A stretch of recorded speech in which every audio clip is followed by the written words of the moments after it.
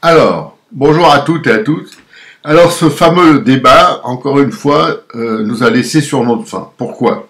Parce que les deux candidats, que ce soit le professeur Macron ou son élève Marine Le Pen, nous ont laissé sur notre faim. On sent bien que ces gens-là sont déconnectés de nos réalités, de ce que nous vivons tous les jours, un peu partout en France. Certains problèmes n'ont même pas été évoqués, qui me semblent plus importants, excusez-moi, que l'Ukraine ou que l'écologie ou je ne sais quoi, parce que ce sont les problèmes de la vie de tous les jours. On a été rapidement sur le pouvoir d'achat, et j'ai trouvé, excusez-moi, que Macron était méprisant, même odieux, suffisant, dédaigneux, il était arrogant, blessant même. Et on avait l'impression qu'il se moquait tout le temps de Madame Le Pen, qu'il lui parlait comme si c'était une petite élève là, à qui il faut vérifier qu'elle a bien appris sa leçon. Et heureusement, Madame Le Pen a été sereine. Heureusement pour elle, parce que sinon ça aurait été encore la catastrophe. Et là, je crois pouvoir dire, avec les échos que j'en ai eus un peu partout, que ça a été un débat à peu près équilibré. Je vous avoue personnellement que j'ai pas été au bout, parce que franchement, c'était pas intéressant. Voilà. Ça n'était pas intéressant.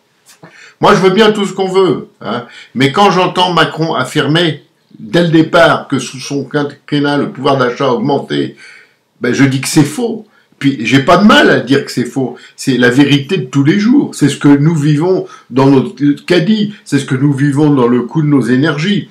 Je vous prends un exemple concret, là, récent. Le fuel, avant la guerre d'Ukraine, parce que c'est facile de balancer tout sur la guerre avec l'Ukraine. Le fuel a augmenté de 60% en quelques mois. 4 mois à peu près. 60%. Est-ce que vous avez un salaire, vous, qui a suivi pour payer cette augmentation? Alors quand M. Macron nous dit qu'il va faire en sorte que ceci, que cela, avec des aides, des machins et tout, c'est faux. Quand on vous donne 15 centimes sur l'essence qui en a pris 60, il en manque 45. Et ces 45, c'est bien vous et moi qui le payons de notre poche. Donc notre pouvoir d'achat n'a pas pu augmenter sous Macron. Il a baissé. Et ça, c'est une vérité.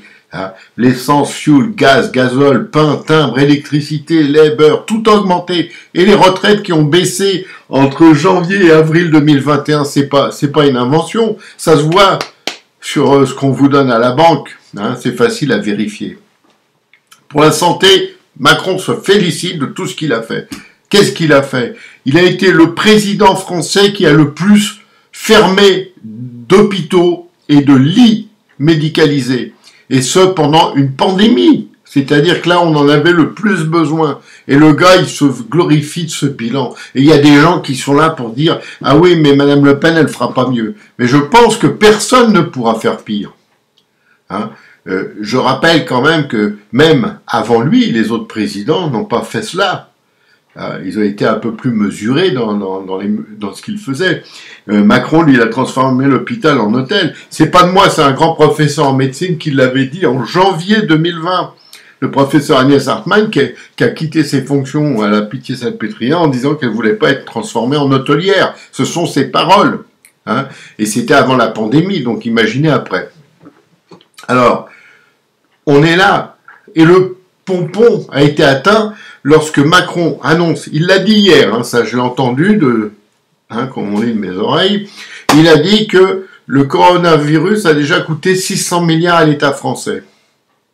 Alors là, je dis, quelle belle erreur du grand économiste. Parce que le 22 février 2022, bon vous me direz, il y a déjà presque 2 mois, c'est loin, mais quand même, la Cour des comptes, c'est pas n'importe qui, la Cour des comptes, annonçait que l'État français, en 2 ans, 2020 et 2021, avait creusé de 560 milliards la dette dont le coût du Covid était inclus pour 100 milliards. Alors, lui, il en a 600. D'où il les a trouvés, les 500, là? Lui, il jongle avec les milliards, là. Allez, vas-y, milliard là-bas. Et vas-y que je t'en donne. Et je t'en donne et je t'en donne. Sauf que ce qu'il donne ne suffit pas à compenser ce qui se passe. Je vais vous donner un exemple. Il donne 15 centimes. D'abord, pas tout le monde ne les a vus, les 15 centimes. Et puis en une fois, c'était juste pour le 1er avril. C'était pas un poisson, mais je sais pas.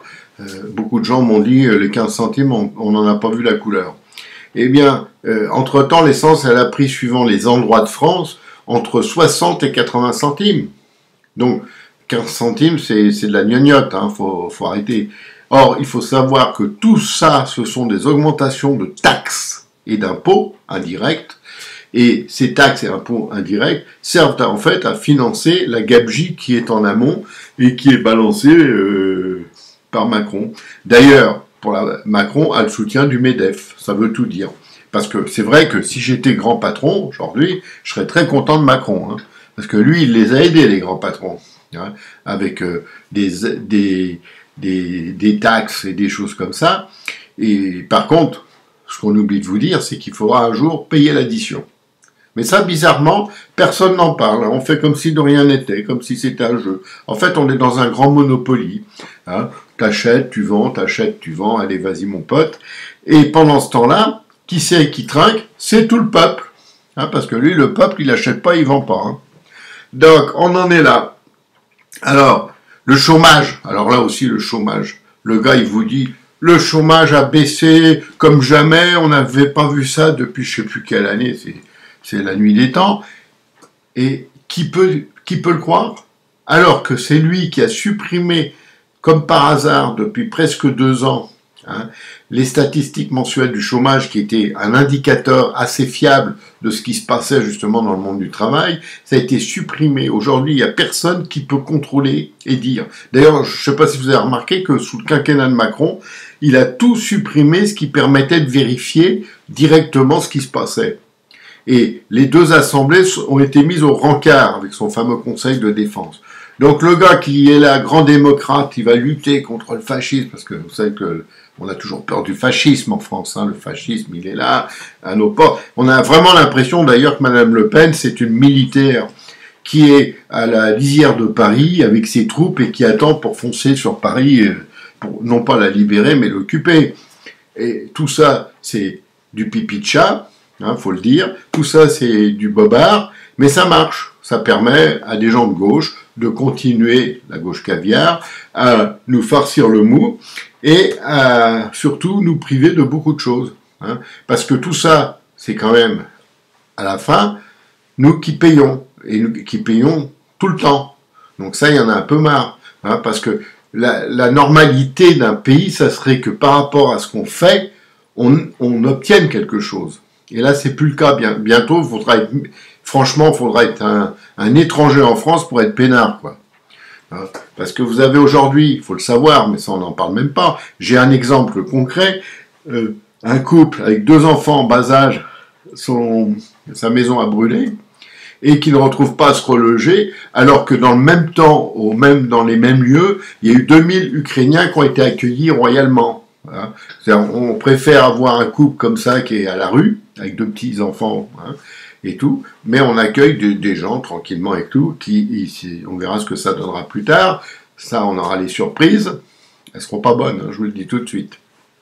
Mais c'est pas grave, tout ça c'est de la propagande, c'est exactement ce qui se passait dans les pays de l'Est dans les années 50, 60, 70, c'est terrifiant, mais ça marche comme ça, c'est-à-dire on vous met une chape de plomb sur la tête, on vous farcit le cerveau avec un rouleau compresseur permanent qui s'appelle la télé, où l'information n'existe plus, on s'en fout complètement, parce que quand même, quand tu as un truc comme le Conseil, hein, la Cour des comptes, c'est pas n'importe quoi, c'est des gens qui vérifient les chiffres et qui alertent le gouvernement le 22 février 2022, c'est-à-dire il y a moins de 2 mois, et sur les dépenses incroyables, hein, 560 milliards, c'est quand même énorme, dépenses en plus du budget, donc dépenses qu'il faudra payer, et oui, parce que ce qu'on sort, faut le payer, donc c'est nous qui allons payer tout ça. Là, c'est normal, là, il n'y a pas de problème, c'est le Mozart de la finance, hein, Macron. Bah, heureusement que Mozart jouait mieux du piano que Macron joue de la finance, parce que franchement, sinon, on pourrait même pas écouter Mozart. Voilà, bon, j'arrête là, parce que sinon je vais m'énerver, mais franchement, hein, ce président imbu, prétentieux, arrogant, autosuffisant et tout, c'est insupportable. Allez, comme je vous le dis toujours, mais là, faut-il encore le dire? J'aime bien le lire. Allez, on est mal, on est même très mal, et plus que ça encore. À bientôt, merci.